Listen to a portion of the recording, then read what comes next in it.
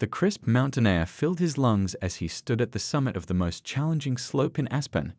At 45 years old, Richard Chen had conquered every obstacle life had thrown at him, building a real estate empire from scratch, surviving the 2008 financial crisis, and becoming one of New York's most respected businessmen. But on this bright winter morning, he couldn't have known that his life was about to change forever. Just one more run before the meeting, he thought to himself, adjusting his designer ski goggles. The fresh powder snow beckoned him, pristine and untouched in the early morning light. As a self-made millionaire, he was used to pushing boundaries, always seeking that next thrill, that next deal, that next victory. The descent started perfectly. The wind whipped past his face as he carved through the snow with practiced precision. He'd been skiing these slopes for 15 years, and confidence coursed through his veins. The morning sun painted the mountainside in brilliant gold, and for a moment he felt invincible. That's when everything went wrong. A young snowboarder appeared seemingly out of nowhere, cutting across his path. Richard's instincts kicked in. He swerved sharply to avoid hitting them, but his ski caught an ice patch hidden beneath the fresh snow. Time seemed to slow down as he lost control, his body lifting into the air. The world spun around him in a blur of white and blue. The impact came with a sickening crunch. He didn't lose consciousness immediately. Instead, he lay there in the snow, staring up at the perfect blue sky, unable to move. The cold began seeping through his expensive ski suit, but he couldn't feel it below his neck. That's when the terror set in, not from pain, but from the absence of it. The rescue team arrived within minutes, their red jackets bright against the snow as they worked with swift efficiency. The helicopter ride to the hospital passed in a blur of voices and medical terms he didn't understand. Through it all, his mind kept returning to one thought: I can't feel my hands. Why can't I feel my hands? The diagnosis came like a punch to the gut: C4 spinal cord injury. Complete quadriplegia. The doctor's words echoed in his massive penthouse apartment weeks later as he sat in his wheelchair, staring out at the Manhattan skyline through floor-to-ceiling windows that now felt like the bars of a cage. The transition from hospital to home was a nightmare of logistics and adjustments. His spacious, luxury apartment had to be completely renovated to accommodate his new reality. Electric doors, voice-controlled everything, a hospital-grade bed in his bedroom, all the best money could buy. But none of it could give him back what he'd lost. The first few caregivers didn't last long. Some were intimidated by his wealth, others couldn't handle his frustrated outbursts. One quit after just 2 days, saying she couldn't work with someone so bitter. He couldn't blame them. He'd built his life on being in control, and now he couldn't even feed himself. His phone kept ringing with business calls he couldn't take. His email inbox filled with messages he couldn't answer. The empire he built was slipping through fingers he could no longer feel. His assistant handled what she could, but major decisions needed his input. The irony wasn't lost on him. He had all the money in the world, but he couldn't even scratch his own nose. Nights were the worst. Lying in his automated bed, unable to even shift positions without help, he'd watch the city lights twinkle outside his window. The same city he'd once conquered now felt like a foreign country. Sirens wailed in the distance, reminding him of his own ambulance ride. Sometimes, in those dark hours, he'd find himself wishing the accident had taken more than just his mobility. The agency called again. They had another caregiver to send over. He almost refused. What was the point? They'd just quit like all the others. But something in the agency director's voice made him pause. She's different, the director said. Just meet her. Little did he know that this next interview would change everything. The woman who would walk through his door wasn't just another caregiver. She was a missing piece of a puzzle he didn't even know existed, a face from a past he'd forgotten, and the beginning of a story that would transform not just his life, but countless others. As he sat there, watching the evening sun paint the city in shades of gold and pink, waiting for yet another interview, he had no idea that tomorrow would be the day everything would begin to change. Sometimes life's greatest turning points come disguised as ordinary moments, and the most important people enter our lives when we least expect them. The morning sun streamed through the windows of Richard Chen's penthouse apartment as his assistant Michelle arranged the papers for yet another caregiver interview. He'd been through 17 interviews in the past 3 months. 17 faces that had come and gone, each one leaving him more discouraged than the last. "This one's different," Michelle insisted, adjusting his wheelchair position near the window. "She has excellent references, and her medical background is impressive." Richard just sighed. They all seemed impressive on paper. "Let's just get this over with," he muttered, trying to ignore the itch on his nose that he couldn't scratch. The elevator chimed at exactly 10 a.m. Michelle went to greet the applicant, and Richard heard soft voices in the hallway. Then footsteps, steady and assured, approached the living room. "Mr. Chen, this is Rose Adebayo," Michelle announced. The woman who walked into the room wasn't what Richard had expected. She was in her late 30s, dressed simply but professionally in navy blue scrubs. Her hair was neatly braided, and she carried herself with a quiet confidence that immediately caught his attention. But it was her eyes that struck him most, kind but determined, with hints of laughter lines at the corners. "Good morning, Mr. Chen," she said, her voice carrying a gentle accent that he couldn't quite place. "Thank you for considering my application." "You're from," he started, trying to place the accent. "Nigeria," she finished with a warm smile. "I've been in America for 8 years now. I was a registered nurse back home, and I've completed my certification here as well." Richard nodded, a gesture that had become one of his few remaining physical expressions. "Tell me why you want this position, and please be honest." "I don't need another person who's just here because the salary is good." Rose sat down, meeting his gaze directly. "I'll be completely honest with you, Mr. Chen. The salary is excellent, yes, but that's not why I'm here. I've worked with patients with spinal cord injuries before, and I know it's not just about medical care. It's about helping someone rebuild their life, find new ways to be independent, to feel human again." She paused, then added something that no other applicant had dared to say. "And frankly, from what I've heard, you need someone who won't quit when you have a bad day. Someone who understands that anger and frustration are part of the healing process, not personal attacks." Richard raised an eyebrow. "You've done your homework." "I always do," she replied with a slight smile. "Now, shall I tell you about my experience with quadriplegic care, or would you prefer to hear about the time I managed a medical clinic during a power outage in Lagos?" For the first time in months, Richard felt a spark of genuine interest. "Tell me both," he said. Over the next hour, Rose shared stories that were both professional and personal. She explained complex medical procedures in simple terms, demonstrated her knowledge of the latest care techniques, and somehow managed to make him laugh twice, something no other caregiver had accomplished. "What makes you think you can handle this job?" he asked finally.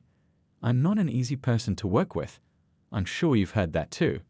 Rose's response was unexpected.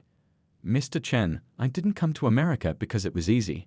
I left my comfort zone, my family, everything I knew to build a new life. I'm not looking for an easy job. I'm looking for one where I can make a real difference." She leaned forward slightly. "And with all due respect, sir, I'd worked with surgeons who thought they were gods and politicians who couldn't tie their own shoelaces. I can handle difficult. What I can't handle is watching someone give up on themselves." The directness of her response, delivered without any hint of judgment or pity, caught him off guard. There was something familiar about her manner, something he couldn't quite place. "When can you start?" he found himself asking, surprising both himself and Michelle, who was taking notes in the corner. "Tomorrow morning," Rose replied without hesitation. 6 a.m. sharp." As Michelle showed Rose out, discussing paperwork and schedules, Richard sat by the window, wondering what had just happened. For the first time since the accident, he felt something he hadn't expected to feel again: hope. That night, as he lay in bed staring at the ceiling, he couldn't shake the feeling that he knew Rose from somewhere. Her face, her voice, there was something naggingly familiar about them. But his mind was too tired to chase down old memories, and soon sleep claimed him. He didn't know it yet, but tomorrow would mark the beginning of a journey that would change not just his life, but would ripple out to touch countless others. Sometimes the right person enters your life at exactly the right moment, even if you don't recognize them at first. And sometimes the greatest stories begin with a simple job interview. The first rays of dawn were just breaking over the Manhattan skyline when Rose arrived for her first day. True to her word, it was exactly 6 a.m. Over the next few weeks, Richard began to notice small but significant changes in his daily life. It wasn't just about the medical care. It was the way Rose approached everything with a blend of professionalism and genuine warmth. You know, she said one morning while helping him with his exercises, back home, we have a saying, the strongest trees bend in the wind. She was carefully stretching his arms to prevent muscle atrophy. It means sometimes being strong means learning to be flexible. Richard couldn't help but smile. Is this your way of telling me to stop being so stubborn about the new medication schedule? Oh, you noticed?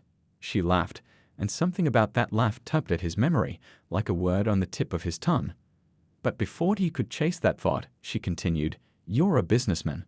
Let's make a deal. Try it my way for 1 week. If it doesn't work better, we'll go back to your way. That was how Rose operated, never confrontational, but never backing down either. She had a way of challenging him that didn't feel like a challenge at all. One particularly difficult evening, when phantom pains kept him awake and frustration threatened to overwhelm him, Rose pulled up a chair next to his bed. Instead of offering empty comfort, she started telling him about her first year in America. I lived in a tiny basement apartment, she said, adjusting his pillows. The ceiling leaked every time it rained, and my neighbor's cat would somehow find its way in through a crack I could never locate. I was working 3 jobs, at a diner in the morning, a convenience store in the afternoon, and studying for my nursing certification at night. Richard turned his head slightly to look at her. Why did you leave Nigeria?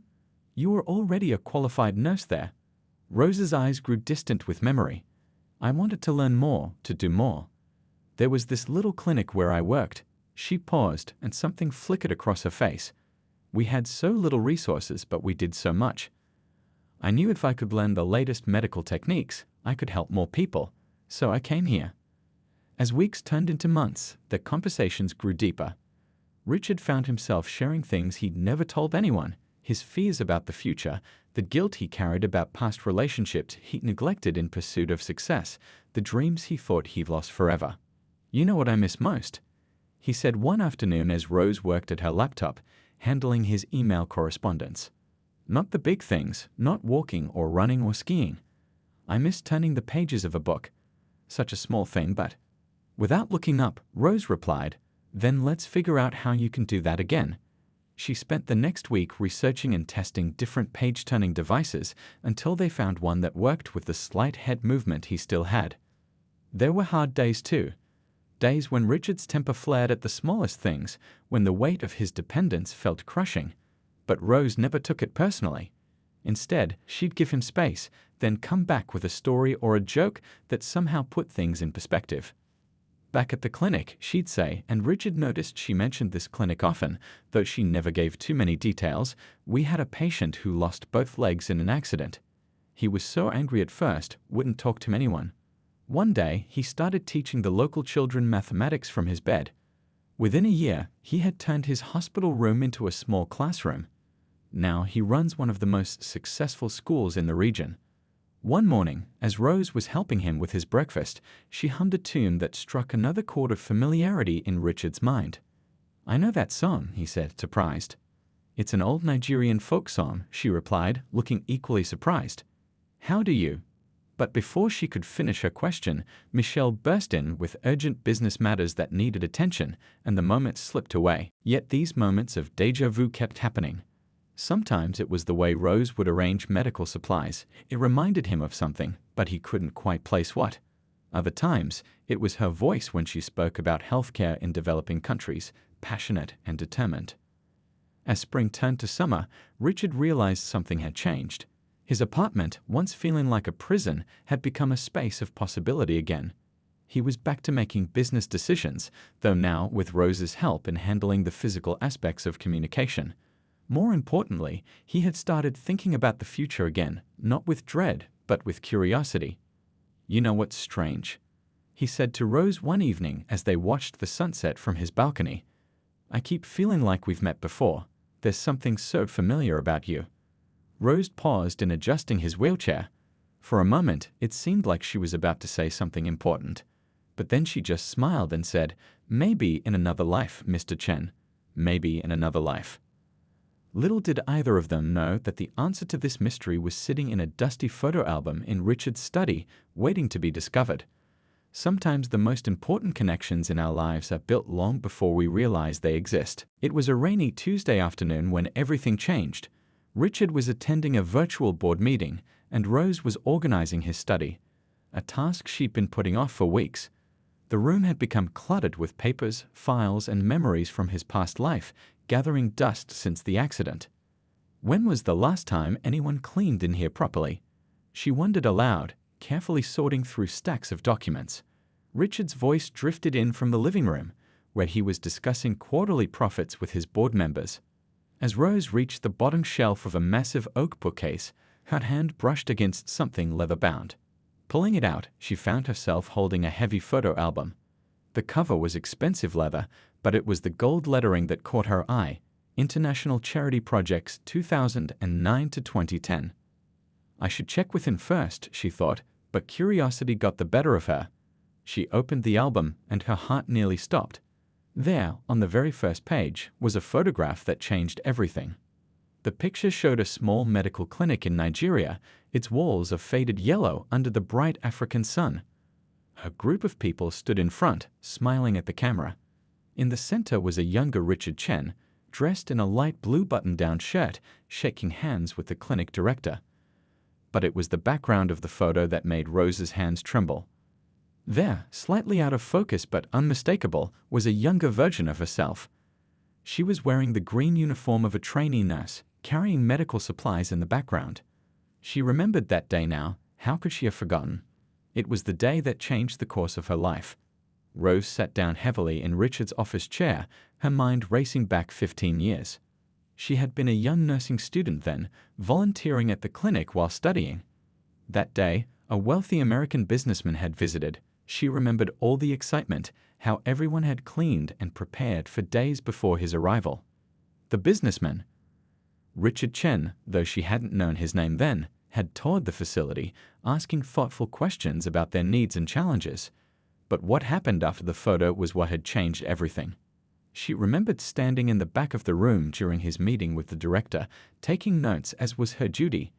The businessman had been moved by the clinic's work, but concerned about their limited resources. Right there, he had pledged to fund an expansion of the clinic and establish a scholarship program for promising medical students. Rose's hands were shaking as she turned the pages.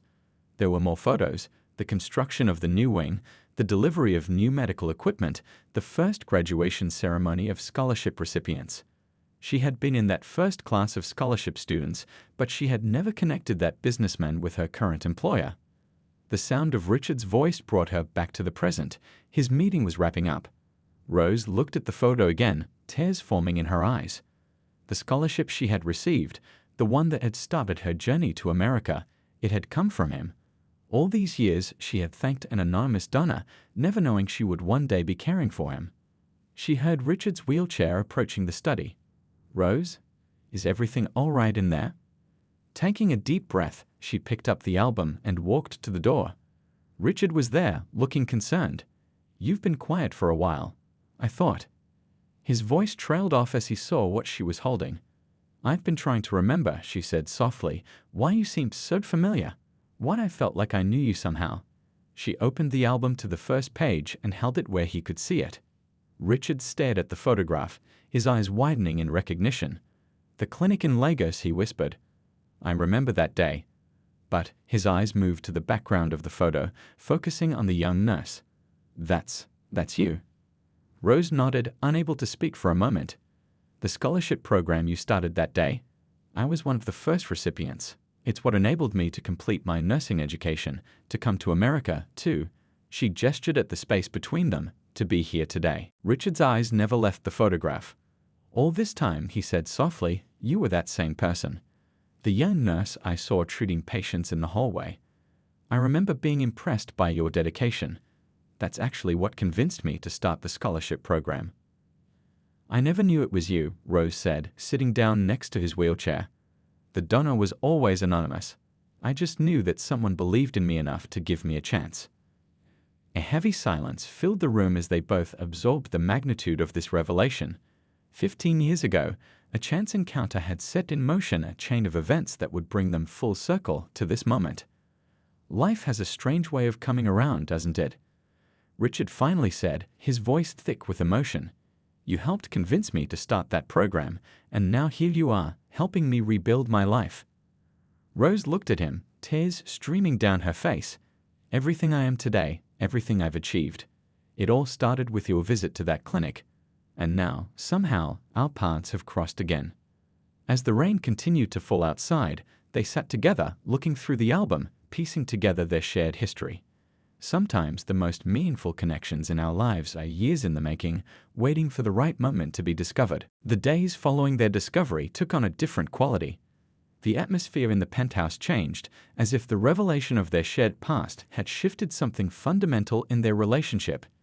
They spent evenings looking through more old photographs, piecing together the timeline of how their lives had intersected and diverged over the years. "I still can't believe you never mentioned the clinic before," Richard said one evening as Rose adjusted his breathing equipment. "All those times you talked about working in Nigeria." "I mentioned it plenty," she replied with a gentle smile. "You just weren't listening with the right ears. Sometimes we only hear what we're ready to hear." But life had other plans for their newfound connection. It started with a slight fever one morning. Richard had felt off during his morning routine, but neither of them was particularly worried at first. "Probably just a minor infection," Rose said, checking his temperature. "We'll keep an eye on it." But something in her voice betrayed her concern. After 15 years of nursing experience, she'd developed an instinct for when something wasn't quite right. By evening, Richard's temperature had spiked dramatically. His breathing became labored, and Rose recognized the early signs of autonomic dysreflexia, a dangerous condition that can affect people with spinal cord injuries. This was the moment when all her years of training, all her experience, would be put to the ultimate test. "I'm calling an ambulance," she said firmly, already dialing. "Your blood pressure is rising too quickly." Her voice was calm, but her hands moved with urgent precision as she loosened his clothing and adjusted his position to help manage his symptoms. "Not hospital," Richard managed to say between shallow breaths. His face was pale, beaded with sweat. "Listen to me," Rose said, leaning close so he could see her face clearly. "Remember what you did for me 15 years ago? You trusted me enough to invest in my future. Now I need you to trust me again. We're going to the hospital." The next few hours were a blur of emergency room lights, urgent voices, and beeping machines. Rose never left Richard's side, explaining his medical history to the doctors, ensuring they understood the complexities of treating a quadriplegic patient. She caught mistakes before they happened, noticed symptoms before they became critical. In the ICU, Richard drifted in and out of consciousness. During one lucid moment, he found Rose sitting beside his bed, her face tired but alert. "You saved my life," he whispered. "I'm just returning the favor," she replied softly. "You saved mine all those years ago. That scholarship didn't just help me become a nurse, it saved me from a life of limited opportunities. Now it's my turn to make sure you have a future too." But their challenges weren't over.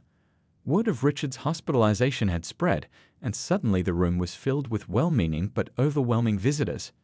Business associates, family members, lawyers, all wanting to know about his condition, all questioning his care. "Are you sure she's qualified to make these decisions?" Richard's cousin asked the doctor, loud enough for Rose to hear. "She's just a caregiver. Maybe we should bring in a private medical team." Richard, though weak, found his voice. "Rose stays," he said firmly. "She's not just a caregiver. She's the reason I'm alive, twice over now. First through her inspiration at that clinic 15 years ago, and now through her quick thinking tonight." The room fell silent. Richard continued, his voice growing stronger. "Everything I invested in that clinic, in that scholarship program, it all came back to save my life through her. If that's not proof that doing good in the world matters, I don't know what is." Rose stood quietly by his bed, checking his vital signs as she had done countless times before. But now there were tears in her eyes, not of sadness or worry, but of profound understanding. The circle that had begun 15 years ago in a small Nigerian clinic had completed itself in this hospital room. Later that night, when the visitors had gone and the hospital had quieted, Rose sat updating Richard's medical chart. He watched her work, remembering the young nurse he'd seen all those years ago, never knowing how important she would become in his life. "Rose," he said quietly. "Yes?" When we get out of here, I want to restart the scholarship program, make it bigger, help more people like you. She looked up from her paperwork, a warm smile spreading across her face. Already thinking about the future. That's a good sign. Well, he replied with a slight smirk, I have a pretty good nurse taking care of me. As the night settled around them, the steady beep of the heart monitor creating a peaceful rhythm, they both understood that this crisis had done more than just threaten Richard's life. It had cemented a bond that began with a chance encounter and grew into something neither of them could have imagined. Sometimes life's greatest gifts come disguised as its greatest challenges. The return home from the hospital marked the beginning of a new chapter. Richard's luxury penthouse, once feeling like a gilded cage, had transformed into a space of possibility and purpose. The morning sun streamed through the windows as Rhodes helped him settle back into his familiar surroundings, but everything felt different now. You know what I've been thinking about? Richard said during his morning exercises. That first day at the clinic in Nigeria. I remember watching you teach a young mother how to care for her baby, even though you were just a student nurse yourself. Rose smiled as she helped stretch his arms. I remember that day too. That mother had walked 5 miles to reach us. She was so worried about her baby's fever. That's exactly what I mean, Richard continued, his eyes bright with purpose. You didn't just give her medicine. You taught her what to look for, how to prevent it from happening again. That's the kind of impact we need to create, but on a bigger scale. Over the next few weeks, as Richard regained his strength, their conversations grew more focused. They spent hours discussing ways to expand the scholarship program, but their vision had grown beyond just funding education. One evening, as Rose was helping Richard with his dinner, he made an announcement that surprised them both. I want you to be more than just my caregiver, he said. I want you to help me run the foundation. Rose nearly dropped the fork she was holding. What? Think about it, Richard continued, excitement clear in his voice. You understand both worlds, the medical needs in developing countries and the healthcare system here. You've lived it. Who better to help shape this program? But Rose had concerns. The business world isn't exactly welcoming to people like me, she said carefully. A black immigrant woman with no business experience. Richard's response was immediate. That's exactly why we need you. The business world needs more people who understand real life, real struggles. Besides, he added with a smile, I think you've proven you can handle any challenge that comes your way. Their plan began to take shape. During Richard's business calls, which Rose had always helped him manage, she started contributing ideas. Her practical experience combined with his business acumen created a powerful partnership. They decided to expand the original scholarship program into something more comprehensive. It wouldn't just fund education, it would create a network of support, mentorship, and ongoing training. They called it the Full Circle Foundation, inspired by their own story. But not everyone was supportive. During a video conference with the board members, one of them openly questioned Rose's involvement. With all due respect, the board member said, his voice dripping with anything but respect, what does a caregiver know about running a multi-million-dollar foundation? Richard's response was calm but firm. Let me tell you what she knows. 15 years ago, she was a scholarship recipient of our first program. Today, she's not just a caregiver, she's a highly qualified medical professional who saved my life. She knows exactly what our recipients need because she's lived it. That's the kind of experience you can't learn in business school. Rose sat quietly beside him during this exchange, but her presence spoke volumes. She had faced doubt and prejudice before, but this time was different. This time, she wasn't facing it alone. The Foundation's first initiative was to partner with medical schools in 3 different African countries. They didn't just offer scholarships, they created a complete support system. Each student would receive mentoring, practical training opportunities, and help with job placement after graduation. Remember how lost I felt when I first came to America? Rose said as they reviewed applications one evening. We're not just giving them education, we're giving them a pathway to success. Richard watched her as she spoke, remembering the young nurse from the photograph. You've come full circle, he said softly, from scholarship recipient to program director. We both have, she replied, from donor to partner. Life has a funny way of bringing people together. Their story began to spread, inspiring others in unexpected ways. Other businesses started looking at their charitable programs differently, focusing on creating lasting impact rather than just writing checks. One day, as they were reviewing the first round of scholarship recipients, Richard noticed Rose wiping away tears. "What's wrong?" he asked, concerned. "Nothing's wrong," she said, showing him a letter from one of the accepted students. "This girl, she reminds me so much of myself at that age. Such big dreams, but no way to achieve them. Until now." Richard smiled, understanding exactly what she meant. "You know, when I had that accident, I thought my life was over. I thought I'd lost my purpose. But maybe this was my purpose all along, to help create opportunities for people like you, who then go on to help others. And my purpose was to come back and help you find yours again," Rose added softly. As the evening sun painted the sky in shades of orange and pink, they sat together by the window, looking out over the city. The foundation was just the beginning. They had plans for medical outreach programs, training centers, and support networks spanning continents. Life had brought them together twice, first as donor and recipient, then as patient and caregiver. Now they were partners in something bigger than themselves, proving that when kindness comes full circle, its impact can change countless lives. 5 years had passed since that rainy afternoon when Rose discovered the old photograph. The Full Circle Foundation had grown beyond anything they could have imagined, touching thousands of lives across 3 continents. On this particular morning, Richard and Rose were preparing for a special virtual ceremony, the graduation of their first complete class of scholarship recipients. "Can you believe it's been 5 years already?" Richard asked as Rose adjusted his tie. He was sitting in his wheelchair in front of the large screen in his home office, which had been transformed into a virtual command center for running the foundation. "Sometimes it feels like yesterday," Rose replied, stepping back to check her work. "Other times, it feels like we've been doing this forever." The screen came to life with faces from around the world, young medical professionals from Nigeria, Kenya, Ghana, and beyond. Each one had a story, each one representing a dream made possible by the foundation. But more than that, each one was proof that a single act of kindness could multiply beyond measure. "Good morning, everyone," Richard began, his voice strong and clear. 5 years ago, when we started this journey, we had a simple goal: to create opportunities for talented people who just needed a chance. Today, looking at all of you, I see that we've created something much more powerful. We've created a family."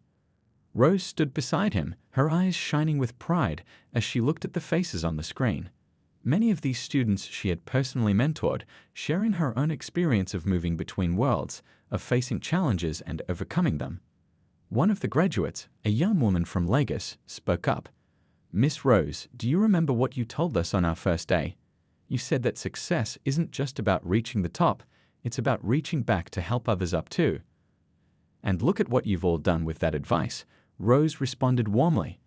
"Already, 12 of you have started mentoring programs in your local communities. 8 are working in rural areas where medical care was scarce. 3 have started free medical camps in underserved neighborhoods." Richard watched Rose as she spoke, marveling at how far they'd both come. His disability, which once seemed like the end of his useful life, had led him to his greatest purpose. And Rose, who had once been just a face in the background of an old photograph, had become the heart and soul of their mission.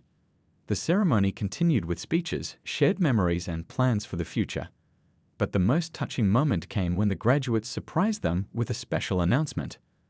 "We've all decided," another graduate announced, "to create a special fund in your names. The Chen Adebayo Emergency Medical Fund will provide immediate medical assistance to families who can't afford urgent care. We've already raised enough to help 50 families." Rose gripped the back of Richard's wheelchair, overwhelmed with emotion. Richard reached up to squeeze her hand, their years of partnership conveyed in that simple gesture. After the ceremony, as they sat looking out over the city skyline, Richard turned to Rose. "You know what I've been thinking about lately?" he asked. "What's that?" "That day of my accident. I was so angry at the world, so sure that everything good in my life was over. I never imagined that losing my ability to walk would lead me to my life's greatest purpose." Rose nodded thoughtfully. "Sometimes the worst moments in our lives are just doorways to something better. When I was a student nurse, struggling to afford my next meal, I never dreamed I'd end up helping to run a foundation. We make quite a team, don't we? Richard smiled. The paralyzed businessman and the immigrant nurse. Former nurse, Rose corrected with a laugh. Now I'm a foundation director, remember? Speaking of which, Richard said, his expression turning serious. I've been thinking about the future. I want to make you full partner in everything, not just the foundation, but all of it. My business empire should be supporting our mission, not the other way around. Rose stared at him, stunned. Richard, that's the right thing to do, he finished. You've proven yourself 100 times over. Besides, I trust you more than anyone else in the world. As the sun set over the city, casting long shadows across the penthouse floor, they began discussing their plans for the future. The foundation would expand into medical research, focusing on spinal cord injuries and rehabilitation. They would build training hospitals in underserved areas, creating jobs while providing care. Each graduate of their program would become a seed for change in their own community. You know what makes me happiest? Rose said suddenly. What's that? That photograph in your study, the one that brought our past connection to light? It's not just a memory anymore. It's become a blueprint for the future. Every time we help someone, we're creating new stories, new connections, new possibilities. Richard nodded, understanding completely. Full circle, he said softly. Everything comes full circle. As evening settled over the city, they continued working, planning, dreaming. Their story had become more than just about two people finding an unexpected connection. It had become about the endless ripple effects of kindness, about how a single moment of generosity could echo through time, touching countless lives in ways that could never be predicted. And somewhere in Nigeria, a young medical student was studying late into the night, not knowing that someday, her story too would become part of this ever-growing circle of hope and healing.